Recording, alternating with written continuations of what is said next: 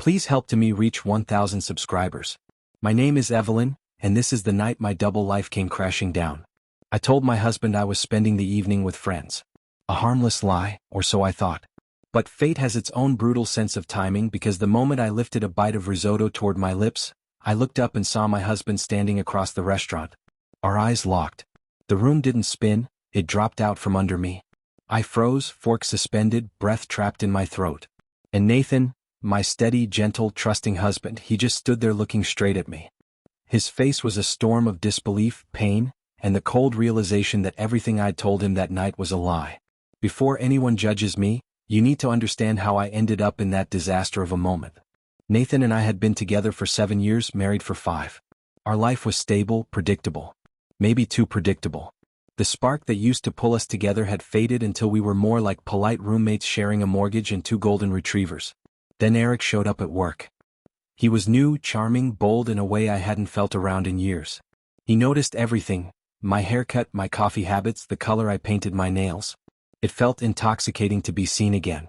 I didn't intend to cross any lines, but harmless banter at the copier slowly turned into flirty messages, then lunches that ran longer than they should have, and then one night I didn't go home. I swore to myself it would end there. It didn't. Nathan believed every excuse I fed him: girls' nights, late meetings, spa evenings with Claire. He never pressed, never doubted. And that made it dangerously easy. Last Saturday, Eric made reservations at a small Mediterranean place downtown. It wasn't somewhere Nathan and I ever went, so I convinced myself it was safe. I even put on a silk blouse Nathan hadn't commented on in months and felt bold, alive, foolish. I told Nathan I was staying at Claire's. The irony? She was out of town. I lied anyway. He responded, "Have fun. Love you." That message hit like a punch to the ribs. Eric and I were tucked in a quiet corner, talking and laughing. For a moment I felt untouchable. But then I heard a laugh that I knew instantly: Nathan's. My blood ran cold. I turned my head slowly, like my body already knew the truth before my mind caught up. There he was, standing near the hostess stand, scanning the room. I ducked so fast the table rattled. Eric leaned in. "What's wrong?" "My husband," I whispered. "He's here." He blinked in disbelief.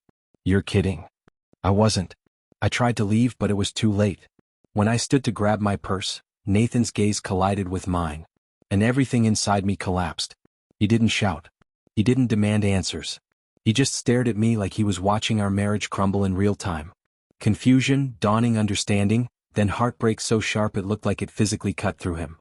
"I'm so sorry," I mouthed. He turned away. I rushed after him, not even remembering to grab my coat.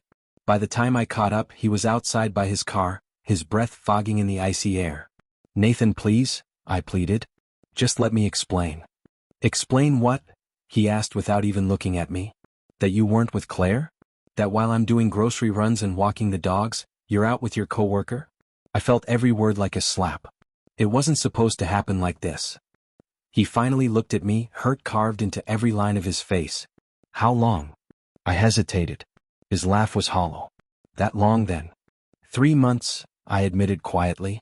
He repeated it back to me as if testing whether the number made sense. 3 months.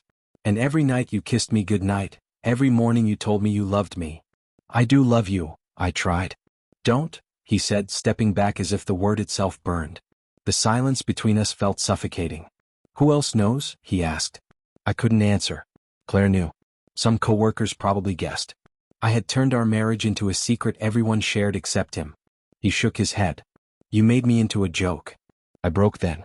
I cried in a way I hadn't in years. "I didn't mean to hurt you. I just felt lost.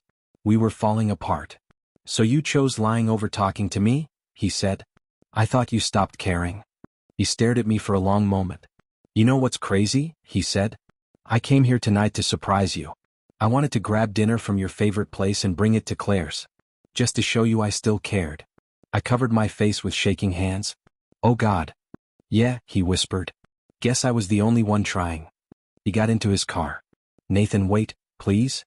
The door closed. The engine started. And just like that he was gone.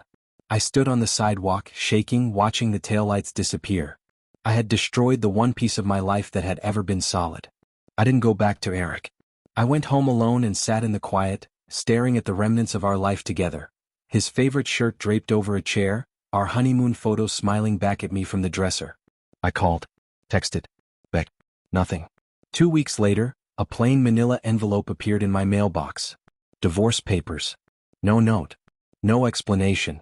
Just the end. Claire stopped talking to me too, saying she couldn't keep being part of my mess. I didn't argue. She was right. Eric tried reaching out once, I blocked him. None of this was about him anymore. I had gambled my marriage for a momentary escape from monotony, and what I lost was the only person who ever truly tried to love me through it. Now I'm signing the papers, knowing exactly when everything fell apart, the moment Nathan saw who I had become. And I still see that moment every time I close my eyes. Please help to me reach 1,000 subscribers.